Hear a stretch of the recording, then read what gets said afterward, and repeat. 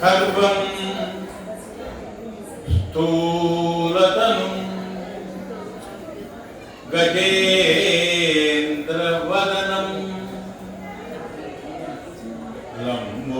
లంబోదరం సుందరం ప్రస్యందన్మధుగంధలుబ్ధమధుప వ్యాలోల గండస్థలం దంతాఘాత విదారితాని రుధిరై సింధూర శోభాకరం వందే శైలసుతాసుతం గణపతి సిద్ధిప్రదం కామదం.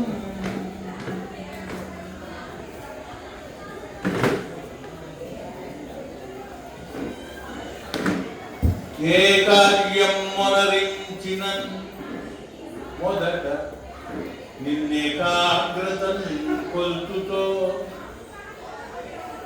ఆ కార్యం ఫలప్రదం మెయగు అష్టైశ్వర్య సంప్రాప్తియున్ చేకూరుం గదా సమజానన వచశుద్ధిం ప్రసారించి మా ప్రాకామ్యములుదీప వేదం సర్వాభీష్ట సిద్ధిప్రద.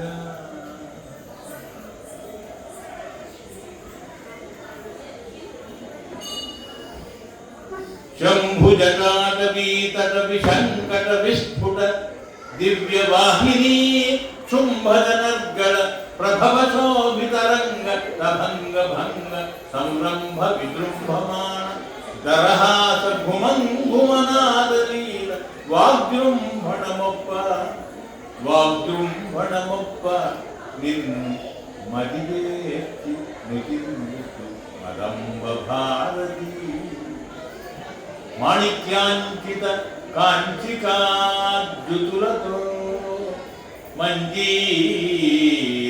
మంజీరనాదముతో వాణీ మద్రసనాగ్రరంగమున శుంభద్రీకి నర్తింతుతు వీణాపాణి విరించిరాణి అలివేణీ సైకత శ్రోణి కళ్యాణి ఘోటకధాటి పద్య పఠన పద్య రచనా ప్రాగల్భ్యం ఏయమ కాలియందియల ఇంపగు మ్రోతలు కావ్య సృష్టికిన్ ప్రయతమై మహాకవుల ప్రాజ్ఞత కూర్చునో. ఏయమ కాలి అందియల ఇంపగు మ్రోతలు కావ్య సృష్టికిన్ ప్రాయకమై మహాకవుల ప్రాజ్ఞత కూర్చును. ఏ శుభంగి చాంపేయ తరంగ మాలికల పేటలు రాగరస ప్రసార మాత్రాయుత లక్ష్య సాధనకు ఉదానమో.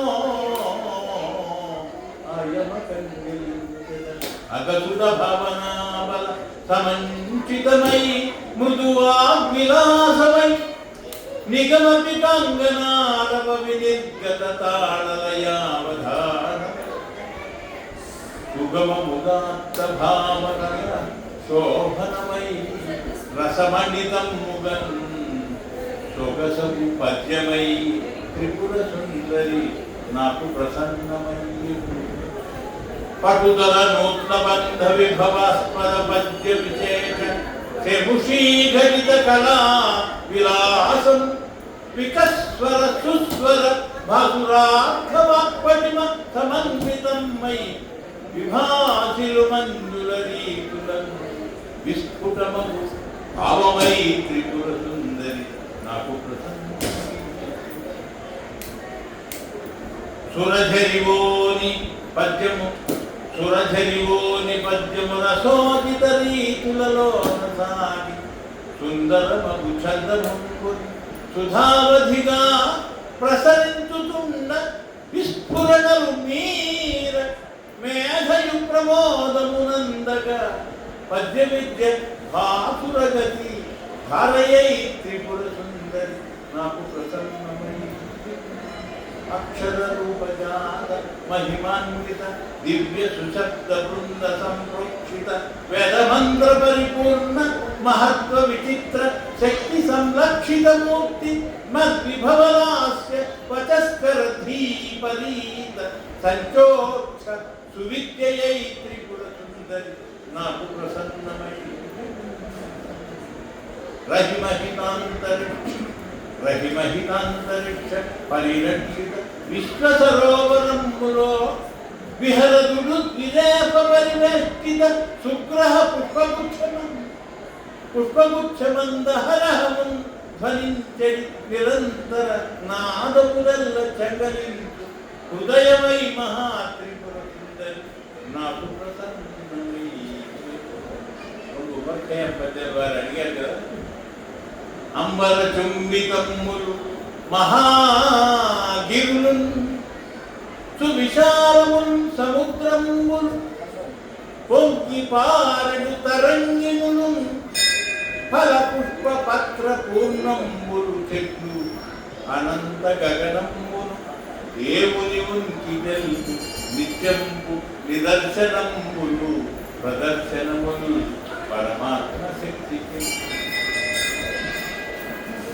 చుక్కల నీలి దుప్పటి ముసుగున ప్రాణుల రాత్రి వేళలను చక్కగా నిద్రపుచ్చి తొలి సందెల మేలి పసిండి మండువారక్కలు మెల్లగా తెరచి రేపటి వృత్తికి మేలు కొలుపు నీ వికులమైన ప్రేమ పొలిమేరలు లేని దయా దయామయ.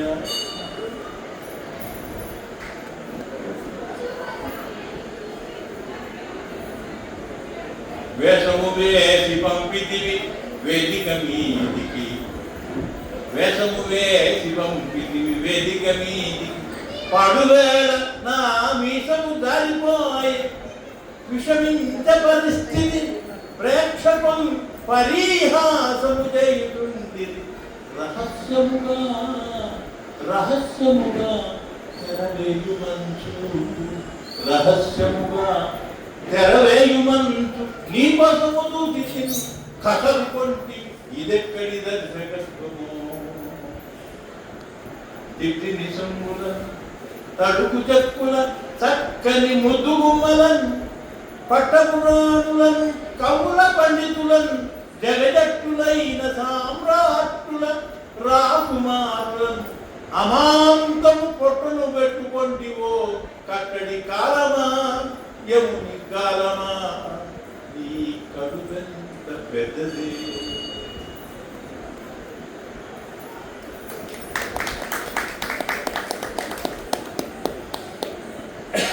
నేను చెప్పుకున్నది ఒకసారి కాస్త గుర్తు చేసుకొని అక్కడికి ముందుకు వెళ్దాం.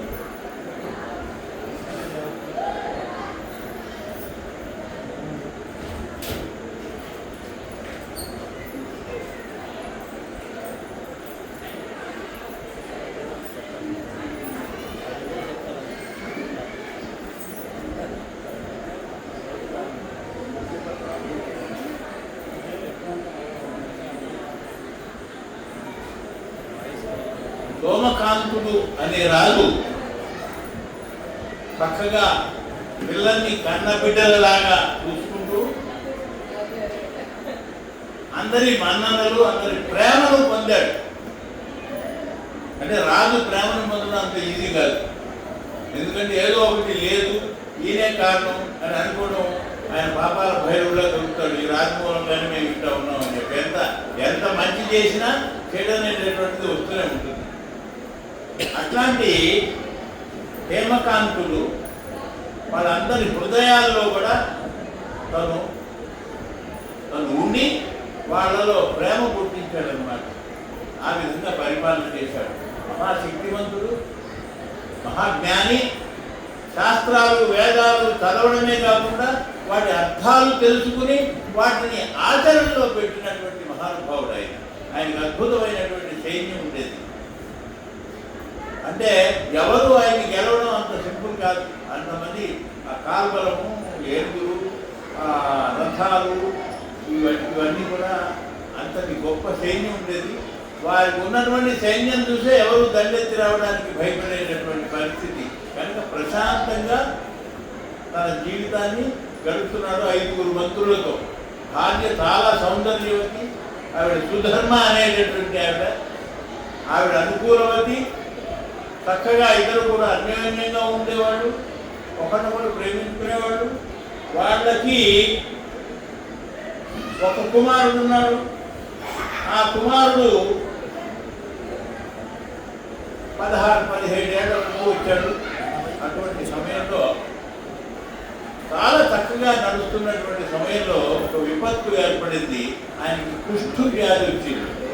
కుష్ఠు వ్యాధితో ఆయనకి ఆకలి పోయింది, తినలేడు, హితవు లేదు, ముక్కు సొట్టపోయింది, ఇవన్నీ వేళ్ళన్నీ కూడా ఇదైపోయింది. శరీరంలో రోజు క్షీణించిపోతున్నాడు. అయితే అట్లాంటి పరిస్థితుల్లో ఎంతో మంది రాజులు, ఆయన దగ్గర ఉన్నటువంటి వైద్యులందరూ ఎంత ప్రయత్నించినా కానీ ఏమీ చేయలేకపోయారు. అటువంటి దుస్థితిలో చివరికి ఎంతగా క్షీణించారంటే ఆయన శరీరంలో గోంకలన్నీ కూడా బయటకు కనపడేటటువంటి పరిస్థితి ఏర్పడింది. అంటే ఏమిటంటే చర్మం కూడా ఊడిపోయింది, మాంసం కనపడుతోంది, గోమికలు బయటకు వచ్చినాయి. ఆయన తనని తన మొహం అద్దంలో చూసుకుని అసహ్యించుకునేవాడు. దాంట్లోకి చీము, రక్తము కారణం, భయంకరమైనటువంటి దుర్వాసన, వీటన్నింటినీ భరించలేక అసలు ఎవరు దగ్గరికి రాకూడదు అని అనుకున్నటువంటి భార్య చక్కగా ఆయనకి ఔషధులు అవన్నీ కలిపినటువంటి గంగాళాల్లో ఒక 20-30 గంగాళాల్లో నీళ్లు పోసి చక్కగా ఆయన శరీరానికి స్నానం చేయించి రకరకాల సుగంధ ద్రవ్యాల్ని అద్ది ఆయన్ని రాజుని సింహాసనం మీద కూర్చోబెట్టి, ఆవిడ అందమైనటువంటి కనుక తను అలంకరణ చేసుకుని కిరీటం పెట్టుకుని అట్లా రాజ్యపాలన చేస్తుంటే ప్రజలు ఎట్లాంటి వైభవం చూసినటువంటి వాళ్ళు ఇటువంటి దుస్థితిని చూసి రాజు యొక్క శరీరాన్ని చూసి కుమిలిపోతున్నారు. వాళ్ళే కాదు, ఈయన తన ముఖాన్ని తను చూసుకుని కూడా నేను బతికేందుకు అసలు. కానీ ఆత్మహత్య చాలా భయంకరమైనటువంటిది. అటువంటి తప్పు నేను చేయను. దానివల్ల కొన్ని లక్షల సంవత్సరాలు పిశాచ రూపంగా దాల్చాల్సి ఉంటుంది. కనుక దానికన్నా ఇదే మంచి అని చెప్పేసి ఆయన అటువంటి దానికి దొరికిపోకుండా చివరికి విసిగిపోయి ఆయన ఏం చేశారంటే ఒకసారి తన రాజ్యంలో ఉన్నటువంటి ప్రముఖులని, భార్యని, పిల్లవాడిని, బంధువులని అందరినీ పిలిచి సభ చేసి,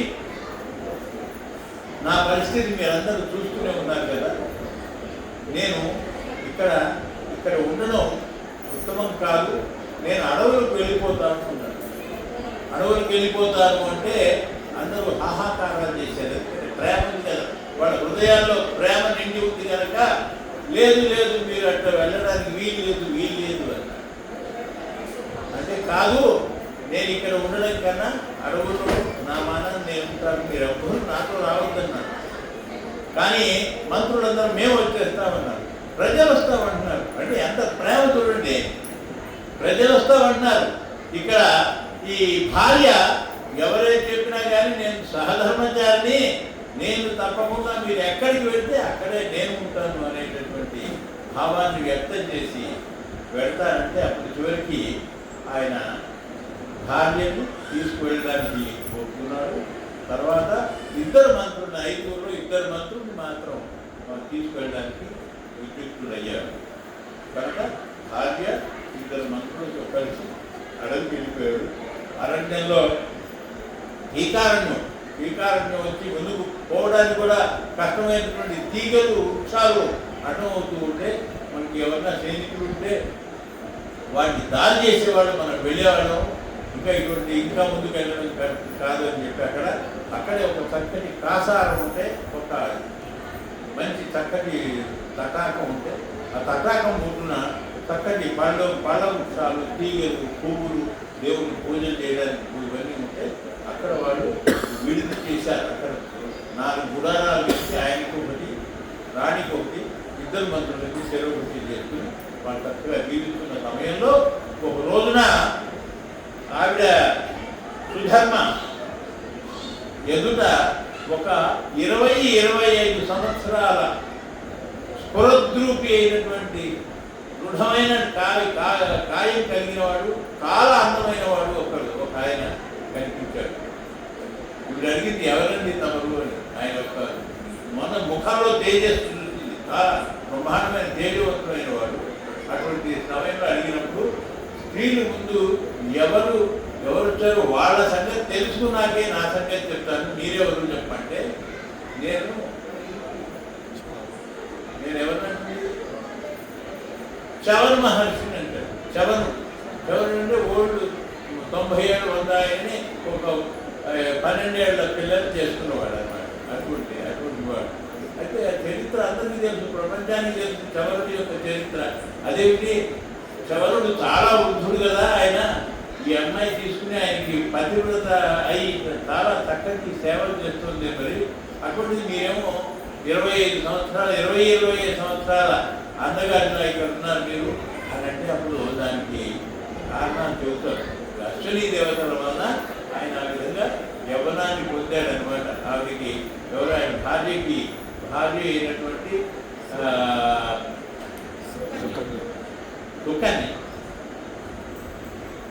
సుకన్యని ఒక టెస్ట్ పెట్టి దాంట్లో గెలిస్తే ఆయన ఆరోగ్యాన్ని సరిచేసి చక్కగా చేస్తాడు అని చెప్పారు. సరే, బాగానే ఉంది. ఇప్పుడు ఆయన అటువంటి ముసలివాడు ఆ పొలంలో, అశ్విని దేవతలు పొలంలో ముంచి 1 గంట 2 గంటల నుండి చికిత్స చేసి ఇంకా 20-25 సంవత్సరాల పిల్లవాడిగా తయారు చేశారే. మరి అటువంటిది నా భర్త కూడా అటువంటి కష్టం వచ్చింది, ఆయన ఆరోగ్యం బాధిస్తుంది కనుక మీ ఆవిడ ఆయన కాళ్ళ మీద పడి ఎట్లయినా కానీ మీరు నా భర్తను కూడా కాపాడాలి, మీరు రక్షించాలి అని వేడుకుంటే అప్పుడు ఆయన అంటాడు, ఏమిటి ఇట్లాంటి వృద్ధుణ్ణి, ఇట్లాంటి ఆయన మన అటువంటి ఆయన భయంకరంగా ఉన్నాడు కదా, దుర్గంధం వస్తుంది ఆయన శరీరం నుంచి, శివుడు నెత్తులు కారుతుంది, ఆయన విచ్చేయచ్చు కదమ్మా, ఎందుకు ఆయనతో నువ్వు ఇట్లా పట్టుకున్నావు, చక్కగా నువ్వు మీ రాజ్యానికి వెళ్ళి అక్కడ రాజ్యం చేసుకుంటూ హాయిగా ఉండొచ్చు కదా ఆయన అంటాడు. అయితే ఆవిడ అంటుంది, నేను పతివ్రతని, పతితోనే ఉంటాను, మీరు అట్లాంటి మాటలు మాట్లాడకూడదు, మీరు ఇదివరకు సుకన్యకు అటువంటి టెస్టే పెట్టారు, నన్ను కూడా పరీక్షిస్తున్నారా అని చెప్పేసి దయచేసి అట్లా అనకండి, నాకు మీరు ఎట్టి పరిస్థితుల్లో మీరు హెల్ప్ చేయాలి, మీరే హెల్ప్ చేయగలిగిన వాళ్ళు అని ఆవిడ నిర్ణయం తీసుకుని ఆయన అడిగితే, సరేమ్మా నేను పరీక్షించడానికి అటువంటి మాట అన్నాను కానీ నీ సంగతి నాకు తెలుసు అని చెప్పేసి, నేను ఇప్పుడు ఒక దీక్షలో ఉన్నాను, ఒక 5 సంవత్సరాల వరకు నేను ఇంకొకరి కోసమే నేను నా తపశక్తిని ఉపయోగించడం కానీ వాళ్ళకి ఏదో బాగు చేయడం కానీ చేయకూడదు ఈ 5 సంవత్సరాల్లో. కనుక మా నాన్నగారు వారి దగ్గరికి తీసుకెళ్తాను, వారు మీకు సహాయం చేసేటట్టుగా చూస్తారు. యాక్చువల్గా 100 సంవత్సరాల వయసులో ఉన్నటువంటి ఆయన తపశ్శక్తి అమోఘమైంది. ఇంద్రుడు అంతటి వాడిని వజ్రాయుధం పేరు లేస్తే అక్కడ ఆగిపోమన్నారు. ఇంద్రుడు వజ్రాయుధం వేయలేకపోయాడు దీని మీద, దీనికి ఆయనకి ఒక తేడా వస్తే. అట్లాంటి ఇంద్రుడిని కూడా నిరోధించగలిగినటువంటి శక్తి కలిగినటువంటి వాడే ఈయన. అటువంటి వాడు అటువంటి వారు కనుకనే మీరు నాకు సహాయం చేయాలి అంటే ఆయన అంటాడు, నా తపశక్తిని ఉపయోగించుకుని నేను నా వృద్ధాప్యాన్ని అభివృద్ధి తీసుకుని ఎవరైనా నేనే తయారు కావచ్చు, కానీ నా తపశక్తిని దీనికోసం ఉపయోగించకుండా నేను అది ఇతరులకు మాత్రమే ఉపయోగించాలి, కానీ ప్రస్తుతం ఈ దీక్షలో ఉండడం మూలంగా చేయలేదు అని చెప్పి మా తండ్రి గారైన భృగువు దగ్గరికి మిమ్మల్ని తీసుకెళ్తాను అని మనం అక్కడి వరకు చెప్పుకున్నాం. అప్పుడు ఈయన భృగువు దగ్గరికి వెళ్తాను, నేను తలుపులు వస్తాను, మా నాన్నగారిని కలిసి సంగతి వివరించి వస్తానంటే అప్పుడు ఆయన గురువు దగ్గరికి వెళ్ళాడు. అప్పుడు ఆయన నమస్కారం చేసుకుంటున్నారు. దీక్ష చక్కగా గణేశ ఆరాధకుడు ఆయన మించినటువంటి వినాయక ఆరాధకుడు ఎవరు లేరు. భృగు అంతటి భక్తుడు అంటారు ఆయన. అదిగాక భృగు ఏమిటి, బ్రహ్మ మానస పుత్రుడు భృగు అని ఒక జన్మ అదైతే 2 జన్మలు ఎత్తినవాడు. ఇంకోటి ఏంటంటే విష్ణువు యొక్క వక్షస్థలం మీద ఉన్నటువంటి ఆ కౌస్తుభ మచ్చ ఉంది కదా, శ్రీవత్స, ఆ శ్రీవత్స నుంచి పుట్టినవాడు, సామాన్యుడు కాదు. అట్లాంటి భృగు చేత చేయిస్తానంటే అట్లా వీళ్ళకి బాగా నమ్మకం మనకి ఏదో మన అదృష్టం కలిసి వచ్చింది. ఇన్ని రోజులు చెడు రోజులు మనకి గ్రహ ఆగ్రహం మూలంగా ఈ విధంగా జరుగుతుంది, గ్రహ అనుగ్రహం రాబోతోంది అనే ఉద్దేశంతో వాళ్ళు ఆనందంగా వీళ్ళ మాట కోసం వెయిట్ చేస్తుంటే ఆయన వెళ్ళి ఆయన పూజలో ఉండగా డిస్టర్బ్ చేయకూడదు కనుక వెయిట్ చేసి అప్పుడు నాన్నగారు అయిపోయిన తర్వాత నమస్కారం చేసి, నాన్నగారు నువ్వు నా అనుష్ఠానానికి నీళ్లు తెమ్మని వెళ్ళమంటే ఇంతసేపు జరిగింది ఎందుకు నాయన, నువ్వు రావడం ఆలస్యం అయిపోయింది అని చెప్పి గంగనే నా కమండలో నీకు ఆహ్వానించి నా పని ముగించుకున్నాను అనుకో. అంటే గంగని ఆహ్వానించి కమండలంలో పెట్టుకుని తన పని ముగించుకునేంత గొప్ప శక్తివంతుడు అని మనం తెలుసుకోవడానికి ఆ సంఘటన చెప్తున్నాను అని ఆయన. అంటే మీకు తెలియదు ఏముంది, ఆయనకి తెలుసు ఈ విధంగా వీళ్ళు కలవడం, వాళ్ళ సంభాషణ అంతా కూడా ఆయనకి తెలుసు. అంతటి జ్ఞానం కలిగినటువంటి వాడు. అంటే విష్ణుమూర్తినే చెస్ట్ మీద తన్నినటువంటి వాడు, తన్ని బతికినవాడు. లక్ష్మీదేవి విష్ణుమూర్తి గొడవపడి విడిపోవడానికి కూడా కారణం ఆ విధంగా కదా. అది కూడా లోకరక్షణార్థమే ఆ పని చేశారు కదా. అప్పుడు ఆయన ప్రశాంతంగా కూర్చొని వాళ్ళని తీసుకురండి, వాళ్ళు చూసి నేను చెప్తాను అన్నట్టు ఆయన వచ్చేసి ఈ వీళ్ళ దగ్గరికి వచ్చినప్పుడు ఆయన ఇంకా స్నానం చేయలేదు. మంత్రులు ఏం చేస్తున్నారంటే ఆయన స్నానానికి నీళ్లు తీసుకొచ్చి అరేంజ్మెంట్ చేస్తున్నారు. ఆ సమయంలో నీళ్లు తెచ్చేస్తుంటే నాన్నగారు రమ్మంటున్నారు, రండి రండి అంటే ఇంకా స్నానం చేయలేదంటే స్నానం అక్కడే వెళ్ళిన తర్వాత చూసుకుందాం, మీరు రండి రండి అని చెప్పేసి తీసుకెళ్ళిన తర్వాత ఆ భృగు దగ్గరికి వెళ్ళిన తర్వాత ఆయన అట్లా పుల్లలాగా పడిపోయి అట్లాంటి పుళ్ళు, అసలు పుళ్ళున్నటువంటి వాటి ఇట్లా పడిపోవడం అనేదే కష్టం. దండ ప్రమాణం అంటే దండం అంటే కర్ర పడిపోయినట్టు దండ ప్రణామం చేశాడు. చేసేసేసి అంటే రక్షణకి తను బాగుపడడానికి ఒక అవకాశం దొరికింది అనే భావనే ఆయనలో శక్తినంతా తీసుకొచ్చింది. కనుక ఆయన దండ ప్రణామం చేసి నమస్కారం చేసిన తర్వాత అప్పుడు ఈ సంగతి వివరిస్తారు. మరి ఆయన ఏమంటారంటే ఈయనకి ఈ జన్మలోది కాదు, ఇంత ఇటువంటి జరగడానికి కారణం వేరే ఏదో ఉంటుంది, అది నేను కనుక్కుంటాను, ఒక నిమిషం మీరు కూర్చోండి, నా వైపు చూడండి అని ఆయన తన దృష్టిని ఆ భృతుకి మధ్యప్రదేశంలోకి సారించి 2 నిమిషాలు కళ్ళు కూర్చుని అసలు సంగతి ఏంటి కనుక్కుంటారు. ఇప్పుడు వింధ్యాచల ప్రదేశంలో ఉన్నటువంటి లక్ష్మీదేవి ఉంది కదా, అక్కడి వారి అక్కడ నువ్వు పూర్వజన్మలో పుట్టావు. ఏంటంటే ఆ పేరు కొంచెం నేను కూడా కొత్తగా నేర్చుకుంటున్నాను. నేర్చుకుని మిమ్మల్ని అందరినీ ఎవరో అక్కడ 2 ఎలక్ట్రిక్ ఇది ఉన్నాయి కదా, ఒక ఆయన కూర్చుంటే దించాట, ఇచ్చేసి పట్టుకున్నాడు, ఏం కాలేదు. ఓహో 33 కిలోవోల్ట్స్ అవుతుంది అనమాట అనుకున్నాను. వాడు కనుక భస్మం అయిపోయి ఉంటే తెలిసింది, వాడు ఏదో ఫార్చునేట్గా అవతల పట్టుకోమన్నారు కనుక ఓహో 33 కిలోవోల్ట్స్ ఇదనమాట అనుకుని వెళ్ళండి అన్నారు. అట్లాగే నేను కూడా మీ మీద ఎక్స్పెరిమెంట్ చేస్తున్నాను. ఈ ప్రసంగానికి మాత్రం మిగిలిన ప్రసంగానికి ప్రాబ్లం లేదు, కానీ నేను నేర్చుకొని చెబుతున్నాను. నేను దీని గురించి ఎక్కువ నేర్చుకున్నది ఒక వారం రోజులే. నేను రోజంతా కూడా దీని మీద కృషి చేస్తున్నాను. ఇవాళ ఇంకొక కష్టదినం ఏంటంటే నాకు నేను రాసుకున్న పేపర్లు అవి ఇంట్లో పెట్టి వచ్చేసాను, తిరిగి చెప్పట్లాగా. ఎక్కడెక్కడ ఇవ్వమని చేదోడి నింపడు. అసలు ఎందుకైనా అక్కడ ఏదో జరిగింది, ఆ దేవాన్ని దుస్తుల్ని సంహారం చేయాలి ఆవిడ అనుకుంటుండేది. ఎవరు లక్ష్మీదేవి అంటే తన వేంచే ఈ పదంపు పేర్కొన్నాడు. అనాథ స్త్రీ జన ఆలాపములు వినెనో, మృత్యులు మృత్యులించిన కలులు వేద ప్రపంచమున. అర్థమైందా? అది ఈ విష్ణుడేని అని చెప్పి దుర్మార్గులు దుష్టులు భక్తుల్ని కొడుతున్నారో ఇట్లాంటి 3 సిచ్యువేషన్లు అయి ఉంటుంది అని చెప్పేసి తడబడు అడిగిరని కడుగుతాను, అడిగిన తను మగుడు అడుగుడని నడయుడు వెడబడ చిరుముని తడబడ నడిగిడు అడిగిరదు జడిమ అడుగుడు నడదని గడబడ అధ్యాయం పోతుగా వివరించారు.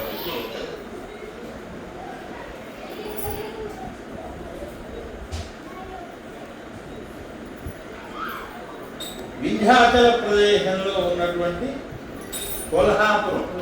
కొల్హాపురం దగ్గర ఈయన జన్మించాడు.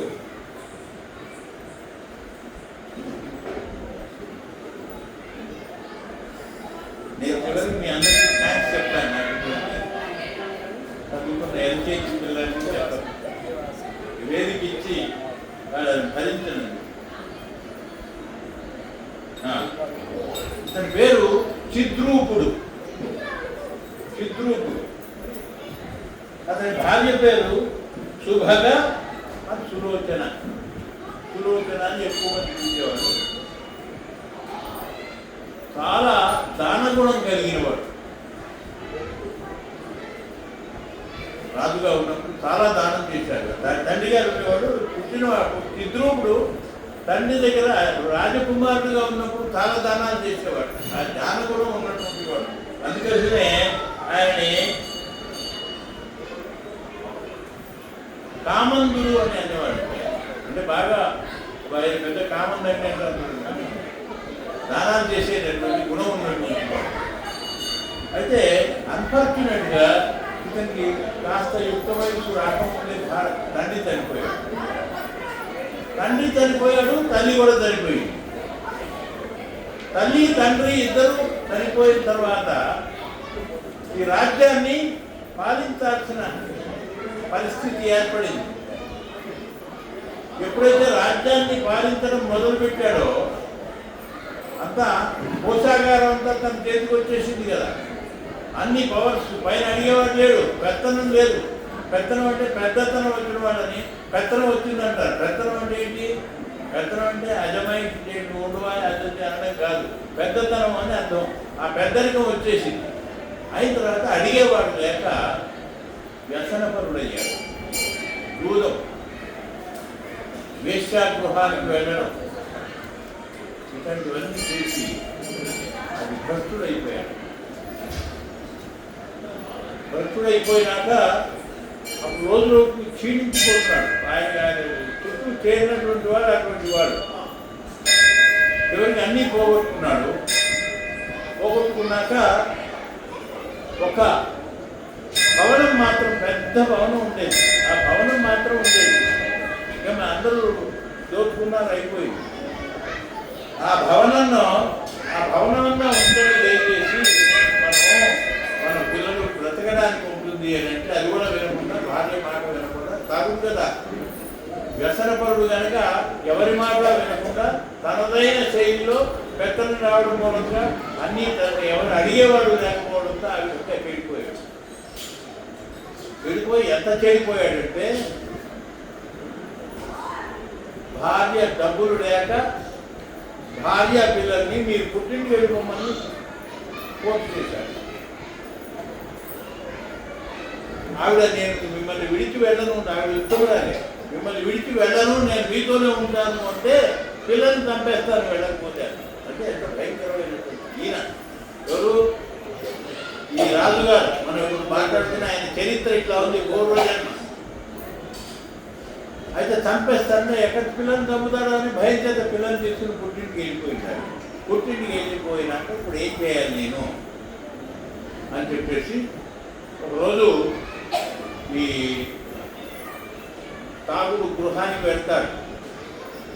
వాళ్ళు ఏంటంటే వస్తాదులు ఉంటారు, వాళ్ళు అక్కడ కొంత పెట్టుకుంటారు. వాళ్ళు బాగా డబ్బులు కదా, ఎవరైనా ఇట్లా డబ్బులు ఇవ్వకుండా తీసుకెళ్తే వాళ్ళు చేతులు కొడతారు. వాళ్ళకు భయపడతాడు. భయపడేసేసి ఉంటాడు దగ్గరికి. ఇప్పుడు ఏం చేయాలి తోచకుండా అప్పుడు కొందరు ఈయన స్నేహితులు మా గ్యాంగులో చేరు, మేమందరం దొంగతనాలు చేస్తున్నాం అంటారు. దొంగతనాలు చేస్తున్నానంటే ఆ గ్యాంగులో చేరాడు, వాళ్ళతో చేరి దొంగతనాలు చేయడం మొదలెట్టాడు. కానీ వాళ్ళందరికన్నా ఎక్స్పర్ట్ అయింది కాదు, దొంగలకు లీడర్ అయిపోయాడు. ఒక్కసారి లీడర్ అయిపోయాడు అంటే ఏంటంటే ఆయన చతుషష్ఠి కళలలో కూడా ఆరితేరాడు అప్పుడు ఉన్నప్పుడు. అందులో దొంగతనం కూడా ఒక కళ, 64 కళలో ఒకటి దొంగతనం చేయడం. అంటే ఎవరికి పట్టుబడకుండా డబ్బులు ఎక్కడ ఉన్నాయో తెలుసుకుని దూరం నుంచే దాని నుంచి ప్లాన్ చేసి తెచ్చుకోవడం అనేది కళే కమ్మది. అంటే ఆ విధంగా ఆ డబ్బుని దొంగలించడంలో ఇచ్చేశాడు. అంతా అయిపోయి ఎంత డబ్బు సంపాదిస్తున్నాడు. దొంగలు ఎప్పుడు కూడా డబ్బులు వాళ్ళతో పెట్టుకోరు, వస్తూ ఉంటాయి, ఖర్చు చేసుకుంటుంటారు. ఎందుకంటే ఎవరిని బట్టలు పట్టుకున్నారంటే పట్టుబడతారు కదా, కనుక అది ఫ్లోలాగా నడుస్తూ ఉంటుంది. అందులో తక్కువగా కావాల్సిన డబ్బు కావాలి, ఎందుకంటే దుర్వ్యసనాలు ఉన్నాయి కదా. ఇక్కడ తాగుడు ఉంది, అక్కడ వేసారు, వీటన్నిటికీ ఖర్చు పెట్టుకుంటూ హాయిగా బతుకుతున్నాడు. చివరికి అటువంటి సమయంలోనే ఈ తాగేటటువంటి గృహానికి వెళ్ళి ట్రై చేస్తే వాళ్ళు ఏం వెళ్ళి డబ్బులు లేవు వెళ్ళిపోమన్నారు. ఆ గుండాలను చూసి భయపడ్డాడు. అప్పుడు ఒక ఆలోచన చేశాడు ఆయన, జనాలు ఎక్కువ లేని ప్రదేశంలో నిలబడితే ఎవరైనా వస్తే పట్టుకోవచ్చు, ఈజీ కదా. జనాలు ఎక్కువ సంచారం లేని ప్రదేశంలో నిలబడి పట్టుకుందామని చూస్తే అప్పటికే జనులు గ్రహించారు ఈ ప్రదేశంలో సంచారం ఉండదు కనుక ఇక్కడ ఎవడో ఉంటాడు, మనం ఇటు వైపు రాకూడదు. ఎవడూ రాలేదు. అయితే ఒక వేద పండితుడు రాజుగారి దగ్గరికి వెళ్ళి అక్కడ వేదం చదివి ఆ రాజుని బాగా మెప్పించి ఎంతో బంగారం తీసుకుని వస్తున్నాడు. ఆ దాన్ని వస్తున్నాడు ఇచ్చేవాడు తెలియక. వాడిని పట్టుకుని ఆ బంగారం అంతా లాగేస్తున్నాడు. లాగేసుకుని వాడిని చంపేస్తానంటాడు. ఆయన అంటాడు, అయ్యా ఆయనకి ఇటువంటి ఏం తెలుస్తాయి పండితుడికి, వేద పండితుడికి. ఆయన కాళ్ళ వేళ పడతాడు, నన్ను చంపకు, తీసుకోరు, అన్నీ తీసుకోరు కానీ చంపు. వాడు చంపడం అనేది సింపుల్ అనమాట. ఎంతోమందిని చంపేశాడు. నేను వదిలిపెడితే నువ్వు ఊరుకుంటావేంటి, నువ్వు రాజుగారి దగ్గరికి వెళ్ళి నన్ను పట్టిస్తావు, కనుక నేను చంపడమే ఉత్తమం. ఎంత బతిమానా వినకుండా కత్తి తీసుకుంటూ అతని మెడని సగం నరికేస్తాడు. కుదుగా కాదు, సగం నరికేసినప్పుడు దాంట్లోంచి రక్తం కాకు గిరగిరా తనుకుంటూ ఉంటాడు రోజంతా. అటువంటి పరిస్థితుల్లో ఒక రోజు కష్టపడి చివరికి ప్రాణం వదిలిస్తాడు. కనుక అతనికి బ్రహ్మహత్యా పాతకం చుట్టుకుంటుంది. చుట్టుకుని శరీరం క్షీణించడం భయంకరమైన పరిస్థితికి ఏర్పడుతుంది.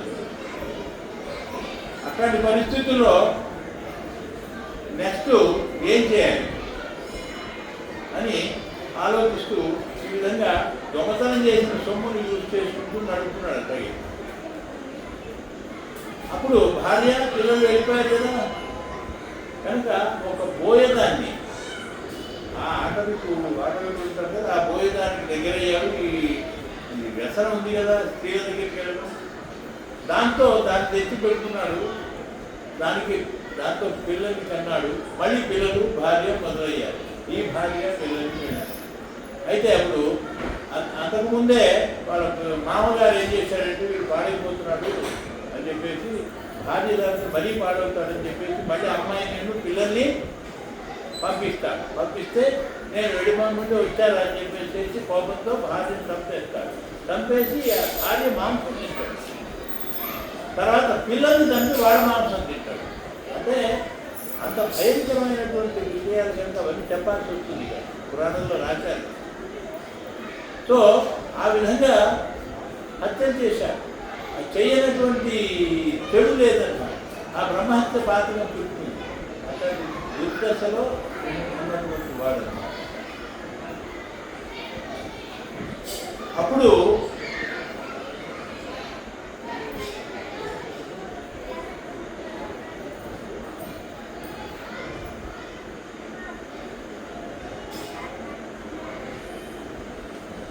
అటువంటి దశలో ఉన్నప్పుడు ఆ విధంగా వాడు ఏం చేశాడంటే వాడి దగ్గర డబ్బు బాగా కూడబెట్టాడు, బంగారం బాగా జమ చేశాడు, దొంగతనం చేసింది కదా. అప్పుడు వాడి దగ్గరికి ఎవరన్నా వెళ్ళాలన్నా భయపడేవాడు. ఆడవాళ్ళు బయటకు వస్తే ఎందుకు పోతాడనేటువంటి కిడ్నాప్ చేస్తాడనే భయంతో ఉండేది. అటువంటి సమయంలో వాడికి ఈ ఆరోగ్యం ఎప్పుడైతే బ్రహ్మహత్యాపాతకం వలన కలిగిందో కొంచెం రియలైజేషన్ వచ్చింది. కానీ నేను చేసిన దుష్కర్మల ఫలితంగా ఈ విధంగా రోజు రోజుకి క్షీణించిపోతున్నా అని చెప్పి ఏం చేస్తాడంటే ఈ బోయ భార్య ఒక మాట అంటుంది అన్నమాట.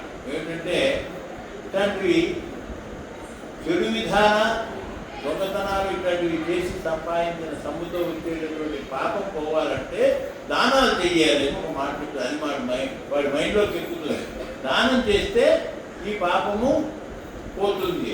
వాడికి ఎప్పుడైతే శరీరం వశం కాకుండా రోగం వచ్చేసిందో అప్పుడు ఈ మాట విని దానం చేద్దామని వెళితే వాడి దగ్గర ఒకడు దానం పుచ్చుకోవడానికి ముందుకు రాలేదు. వాడితో దానం పుచ్చుకుంటే వాడి దగ్గర పుచ్చుకున్నటువంటి దానం వాడు చేసిన పాపాలు అనమాట. అది ఆ దానం రూపంలో అట్రాక్ట్ చేసి ఇంకోటి దగ్గరికి వస్తుంది. అది ఆ పాపం వీడికి పుచ్చుకుంటుంది అనేటటువంటి కనుక ఎవరు ఆయన్ని వాటిని వేలేస్తారన్నమాట. మా కొద్దు నీ డబ్బులు వద్దు పో. అయితే ఒకరోజు ఒక బ్రాహ్మణ గుంపు ఆ ఊరికి వస్తుంది. ఆ బ్రాహ్మణ గుంపు వస్తే వాళ్ళకి ఈ బంగారం దానం చేస్తా అని పెడతారు. ఆయన బ్యాక్గ్రౌండ్ అందరికీ తెలుసు అనమాట. వాడు బ్రాహ్మణ్ణి చంపినటువంటి 10 ఏళ్ల తర్వాత 10 ఏళ్ల తర్వాత అయినా కానీ వాడు ఆ విధంగా బ్రాహ్మణ్ణి చంపాడు. బ్రహ్మహత్య అనేటటువంటిది అంత స్ప్రెడ్ అయ్యి ఉందన్నమాట. అయితే బ్రాహ్మణ వాళ్ళు అటువంటి వాడితో మాట్లాడితే కూడా మనకు పాపం చుట్టుకుంటుంది. అటువంటి వాడితో కలిసి వెళితే కూడా మనకు పాపం చుట్టుకుంటుంది. దాంట్లో భాగం ఉంటుంది. కనుక కలవడం కానీ అతనితో మాట్లాడడం కానీ దగ్గరికి రానివ్వడం కానీ ఇవన్నీ ఎవరు చేసేవాడు. అటువంటి పరిస్థితిలో వాడు ఏం చేయాలో కొంత డబ్బులు ఉన్నాయి, అది వదులుకోదంటే ఎవరు తీసుకోవట్లేదు, దానం తీసుకోవట్లేదు అనేటటువంటి పరిస్థితిలో ఉండగా వాళ్ళందరూ ఏం చేస్తారంటే నీతో ఇప్పుడు మాట్లాడాలి మేము, అందుకోసం మేము సచేల స్నానం చేయాలి, మేము వెళ్ళిపోతాం, స్నానం చేసి వెళ్ళిపోతాం, నీతో మాట్లాడినందుకు వచ్చినటువంటి పాపం వదులుకోవాలని ఇప్పుడు చబాని చూసినా సచేల స్నానం చేయాలంటారు, పోతే పోతుందంటారు. అట్లాగే కనుక అంటే అందులో ఒక బ్రాహ్మణుడు కొంచెం దయాగుణంతో ఒక మాట చెప్తాడు, నువ్వు ఇట్లాంటివి కాదు, ఒక పని చెయ్యి, ఎవరు నీ దగ్గర దానం తీసుకొని తేలిపోయింది, నువ్వు అక్కడ ఒక శిథిలమైన వినాయకుడి గుడి ఉంది, కొన్ని 100 సంవత్సరాలుగా అది గుడింది, ఆ గుడిని ఉద్ధరించడం, ఆ గుడిని ఉద్ధరించి చక్కగా దాంట్లో అన్నీ ఏర్పాటు చేసి బాగా చక్కగా దాన్ని తయారు చేయమనంటే వాడికి ఐడియా వస్తుంది. బాగా డబ్బు ఉంది కదా, ఆ డబ్బు పెట్టేసేసి ఆ గుడిని ఉద్ధరిస్తాడు, ఉద్ధరించి ప్రాణ ప్రతిష్ఠ చేయిస్తాడు అక్కడ వినాయకుడి విగ్రహాన్ని. అంటే మనం ఇంత చేసినా కానీ ఇది గణేశ పురాణం కదా, గణేశుని గురించి ఏం చెప్పట్లేదు ఈయన ఎంతసేపు, అదే ఇది వచ్చారాదా ఏదేదో వాగుతున్నాడు, అందులో నాకు తెలియదు అన్నాడు, కొత్తగా నేర్చుకుంటా ఉన్నా మీకు అనుమానం కలగచ్చు, ఇప్పుడు వస్తుంది కనుక మీరేం వరి కాదు. సో ఆ విధంగా వినాయకుడి విగ్రహాన్ని ప్రతిష్ఠ చేసి గుడిని ఉద్ధరించి అద్భుతంగా తయారు చేశాడు. చేసిన తరువాత ఆ ప్రతిష్ఠ చేసిన రోజే ప్రదక్షిణ చేస్తున్నట్ట గుళ్ళో. ఆ ప్రదక్షిణ చేస్తూ ఉన్నటువంటి సమయంలో సగం మార్గంలో గుడి చుట్టూ ప్రదక్షిణ చేస్తుంటే అక్కడ ఉండగా ప్రాణం పోయింది. ప్రాణం పోయేసరికి యమదూతలు వచ్చారు. వచ్చేసేసి వాడిని కొట్టుకుంటూ తన్నుకుంటూ తీసుకెళ్ళిపోయారు. ఎక్కడికి? యమధర్మరాజు దగ్గరికి. ఏమైంది, వీడెవరు, వీడి సంగతి ఏంటి అని అడిగారు. అడిగితే వీడు చెయ్యని పాపం లేదని అన్ని యాగలు పెట్టాడు. స్త్రీ హత్య, శిశు హత్య, ఆ హత్య, ఈ హత్య అన్నీ చేశాడు. వీడు చెయ్యని హత్య ఏదైనా చెడు పనులు అన్నీ ఉంటే లిస్టు చేస్తే దాంట్లో వీడు చెయ్యనిదంటూ ఉండదు అనమాట. ఏమైనా కొత్త కూడా చేసి ఉంటాడు, అవి కూడా లిస్టులో యాడ్ చేయాలి, కానీ అక్కడ ఉన్న దాంట్లో ఇది ఉండదు అనేటటువంటి పరిస్థితి ఏర్పడుతుంది అనమాట. అప్పుడు యమధర్మరాజు ఏం చెప్తాడంటే, సరే వీడిని నీకు పాపం చాలా ఉంది, కానీ ఒక పని చేశాడండి వీడు, శిథిలమైనటువంటి గుడిని కాస్త సముద్ధరించాడు, విగ్రహ ప్రతిష్ఠ చేశాడు అక్కడ అన్నాడు, పుణ్యం ఉంటుంది. అప్పుడు యమధర్మరాజు అడిగాడు, పాపం ముందు అనుభవిస్తావా పుణ్యం ముందు అనుభవిస్తావా చెప్పు అంటే, అమ్మో పాపం కష్టం, నాకు పుణ్యం అనుభవిస్తానని అంటారు. అయితే ఇప్పుడు ఆ రాజుగా వేసి మంచి రాజభోగాలు అనుభవిస్తూ, అంటే ఒక గుడిని సముద్ధరించినంత మాత్రాన ఒక దేశానికి రాజై అద్భుతమైనటువంటి శరీర సౌందర్యంతో శక్తితో అద్భుతంగా అటువంటి పరిస్థితికి తీసుకెళ్ళినటువంటి వాడు అనమాట. ఇక తర్వాత ఎప్పుడైతే ఈ పుణ్యం ఖర్చు అయిపోయిందో అప్పుడు మొదలైంది కుష్టు వ్యాధి, భయంకరమైన వ్యాధి. ఎంత దూరం వెళ్ళాడు, మోకలన్నీ బయటపడుతున్నాయి, శరీరం చర్మం అంతా ఊడిపోయింది, మాంసము దాంట్లో జీవు నెత్తులు వచ్చి తన మీద తనకి అసహ్యం కలిగే పరిస్థితికి వెళ్ళిపోయాడు కదా. అందుచేత అక్కడ ఆ విధంగా భయంకరమైనటువంటి స్థితిలో చేరాడు. నీ బ్యాక్గ్రౌండ్ ఇది, నీ బ్యాక్గ్రౌండ్ అర్థమైంది కదా, అందుకే నువ్వు ఈ సఫర్ అవుతున్నావు. ఏది పాపం చేసిన పాపము పుణ్యం రెండు అనుభవించాల్సిందే కనుక నువ్వు ఈ పాపిష్టి బతుకు నీకు వచ్చింది. అయ్యా నన్ను రక్షించండి, భృగు మహర్షిని కాళ్ళ వేడబడ్డాడు, ఏదన్నా చేయండి నా కోసం, నన్ను ఏదో విధంగా రక్షించండి అంటే భృగు మహర్షి అంటాడు, సరే నేను మళ్ళీ ఒకసారి ఏం చేస్తే బాగుంటుంది అని నా దివ్య శక్తితో చూస్తాను అని చెప్పేసేసి ఆయన దివ్య దృష్టితో చూస్తాడు. 2 నిమిషాలు చూసి తర్వాత, నువ్వు వినాయకుడి పురాణం వినమంటాడు 10 రోజులు. 10 రోజులు గణేశ పురాణం వినాలి. 10 రోజులు డేస్ కూడా నిర్ణయించాడు. 10 రోజులు గణేశ పురాణం వినమంటాడు. 10 రోజులు గణేశ పురాణం వినాలి అంటే ఎంతోసేపు కూర్చోవాలి. మరి ఎవరు చెప్తారంటే నేనే చెప్తాను, భృగు మహర్షి నేను చెప్తాను, నువ్వు వినాలి, శ్రద్ధగా వినాలి. ఏమాత్రం శ్రద్ధ తగ్గినా నీకు ఫలితం ఉంటుందంటాడు. అమ్మ నాయన నరాలు దగ్గర పెట్టుకుని ఒళ్ళు దగ్గర పెట్టుకుని వినాలి. అట్లా ఎట్లా వినగలను, చస్తులు ఇక్కడ ఈగలు వస్తున్నాయి, ఈ నెత్తులు కాస్తుంది, భయంకరమైన ఇది అయినా అటువంటి దుర్గంధం వచ్చిన భార్య మంత్రుడితో కూడా ఎంత అక్కడే కూర్చొని పరిరక్షిస్తూ ఉంటారు. అటువంటి పరిస్థితుల్లో నేను ఎట్లా కూర్చోగలను మీరే చెప్పండి. శక్తి ఏ విధంగా నాకు శక్తి కలుగుతుంది, 10 రోజులు పురాణం వినడానికి నాకు శక్తి ఎట్లా వస్తుంది అని అంటే, నేను నీకు శక్తి వచ్చేటట్టు చేస్తాను అని చెప్పేసి ఆయన ఏం చేశాడంటే, కమండలంలో నీళ్లు చేతులకు తీసుకుని వినాయకుడి 108 నామాలు చెప్పిస్తాడు. అష్టోత్తరం అష్టోత్తరం చెప్పిస్తాడు. ఆయన అష్టోత్తరం చేసి ఆ నీళ్లు వాడి మీద పడుతాడు. ఆ నీళ్లు వాడి ముక్కులోకి వెళ్తాయి. ముక్కులోకి వెళ్ళినాక అక్కడ ముక్కులో నుంచి ఒక అంగుష్ట మాత్రుడైనటువంటి ఒక భయంకర ఆకారుడు బయటకు వస్తాడు. ఆ ముక్కులోకి భయంకర ఆకారం, నల్లకి భయంకరమైనటువంటి ఆకారంతో బయటకు వస్తాడు. వాడు బయటికి రాగడాలే 7 తాడి చెట్ల ఎత్తున పెరుగుతాడు. వాడి శరీరం 7 తాడి చెట్లు పెరుగుతాడు. కళ్ళు జ్వాలల్లో ఇదైపోతుంటాయి, వాళ్ళు వంకరలు తిరిగి భయంకరంగా ఉంటాయి. వాడి ఒక నోరు తెరిచాడంటే భయంకరంగా ఉంటుంది అనమాట. అటువంటిది మహాముని, నువ్వు ఇక్కడ కనుక లేకపోతే వీడిని మింగేస్తాను, నన్ను ఎందుకు ఈ విధంగా వాడు శరీరాన్ని ఆశ్రయించుకొని నేను ఇన్ని రోజులు ఉన్నాను, నన్ను ఎందుకు ఈ విధంగా బాధ పెడుతున్నావు, వాడి శరీరంలోకి మళ్ళీ దూరుతాను, నేను నోరు మూసుకో అంటది. అయితే మరి నేను ఎక్కడ నేను ఆశ్రయించాలి, లేకపోతే నేను బతకలేను అంటాడు. అయితే అప్పుడు ఏమంటాడంటే, అక్కడ ఒక 3 వారిన మామిడి చెట్టు, నువ్వు ఆ 3 వారిన మామిడి చెట్టును ఆశ్రయించమంటాడు. ఈ భయంకర అక్కడ వెళ్ళి ఆ 3 వారిన మామిడి చెట్టును ఆశ్రయిస్తాడు. ఆ మామిడి చెట్టు మొత్తం భస్మం అయిపోతుంది. ఆ భస్మం కుప్ప కడ పడిపోతుంది అనమాట. అప్పుడు ఆ భస్మం కుప్పలో ఉంటాడు వీడు. అయ్యా నాకు ఆహారం, నోరు మూసుకో, ఆహారం లేదు, నీకు ఇప్పటికీ నేను ఇంకా నువ్వు బతుకున్నావంటే నేను అది నా కరుణే నీకు అని చెప్పేసి నోరు ఎత్తనియ్యాడు అనమాట. ఎప్పటి వరకు నేను ఈ విధంగా ఎట్లా భరించాలి అని అంటే, అప్పుడు రాజుకి మళ్ళీ ఆయన పూర్వపు శరీరము ఇవన్నీ తగ్గిపోతాయి. ఇప్పుడు ఎప్పుడైతే వాడు ఆ శరీరం నుంచి ముక్కు నుంచి బయటకు వచ్చేసాడో ఈయన మళ్ళీ కాంతివంతుడై రాజు ఏ విధంగా ఉండేవాడు అట్లా తయారవుతాడు. ఆ రాజు ఏ విధంగా నవనవరాడప్పుడు ఆ భోగం అనుభవించి ఎట్లా ఉన్నాడో ఈ పాపి రూపమైనటువంటి వీడు చేస్తాడు. మన సంధ్యానందం కూడా ఒక మంత్రంలో మనం చెబుతాం. ఇది ఆ మంత్రంలో పాపాధిపతి దేవతని కూడా మనం వరిస్తూ చెబుతాం, వాళ్ళని విసర్జిస్తాను.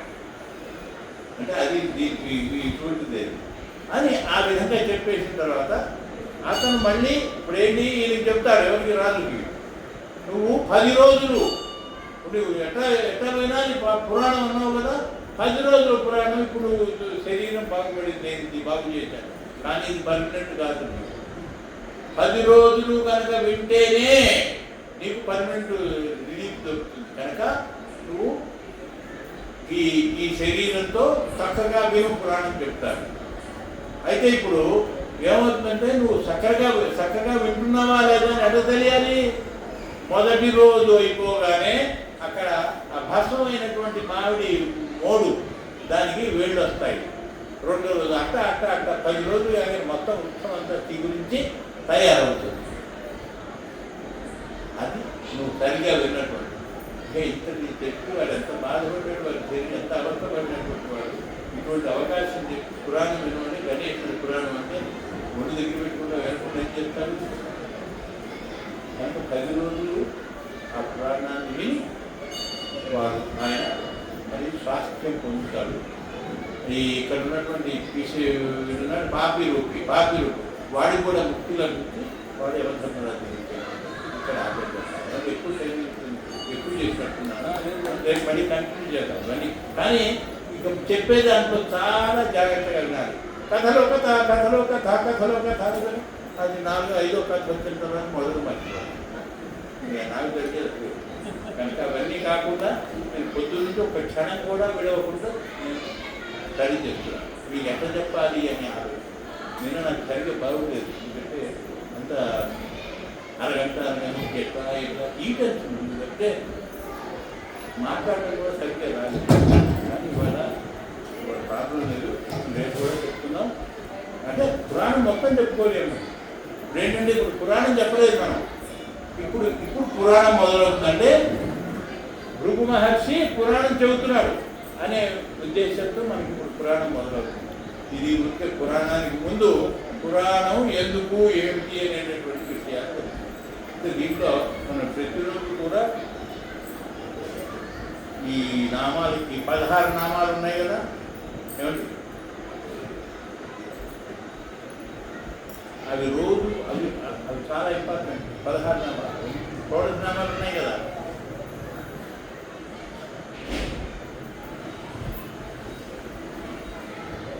మనందరం ఒక్కసారి చెప్పుకుని సుముఖశ్చ ఏకదంతశ్చ కపిలః గజకర్ణికః లంబోదరశ్చ వికటో విఘ్నరాజో గణాధిపః ధూమకేతుః గణాధ్యక్షః కాలచంద్రః గజాననః వక్రతుండః శూర్పకర్ణః హేరంబః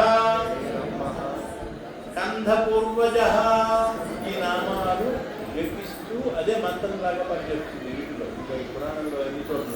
కనుక ఇది ఎన్నిసార్లు అయితే అన్నిసార్లు మనం చెప్పుకుంటున్నాం. అసలు మొదలుపెట్టిన దీంతో మొదలెట్టాలి అసలు. అంటే దాని యొక్క మనకి తెలిసినవే, కానీ తెలిసినాక అది ఏమిటో తెలిసినాక దాన్ని వదులుతాం మనం గొడవదు. ఫస్ట్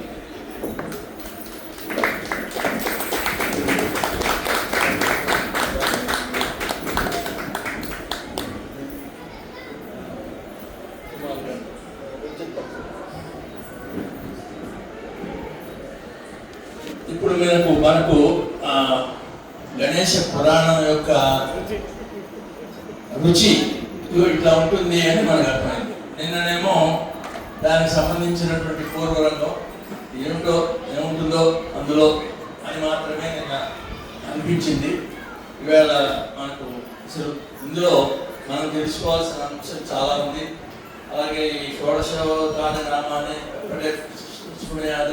అది మనకు గణేష్ వినాయకుడి పూజలో పంతులు గారు చదివేస్తారు. ఈసారి ఇప్పటి నుంచి మనం ఎప్పుడు గణపతి పూజ చేయించుకున్న ఈ 16 నామాలు చక్కగా శ్రద్ధగా విని మనం ఆ ఫలితాన్ని పొందడానికి ప్రయత్నం చేద్దాం. ఆ పరిజ్ఞానం వేళ మనకు అబ్బింది.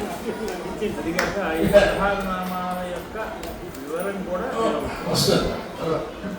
అందువల్ల ఇక రేపు ఇలాగే మనకు సమయాన్ని మనం కొంచెం ఎక్కువ సమయాన్ని తీసుకొని వారి ప్రసంగాన్ని మనం ఆస్వాదిద్దాం. ఇంతవరకు వారు శ్రమకు వచ్చి ఎంతో దూరం నుంచి రావాలి, ట్రాఫిక్, మనమేమి ఆయన ఇంటికి వెళ్ళి తీసుకొచ్చి మర్యాద పూర్వకంగా తీసుకొచ్చి ఏర్పాటు చేయలేదు. వారి సొంత వాహనం మీద వారు వచ్చారు. మా మంచిగా ఉన్నటువంటి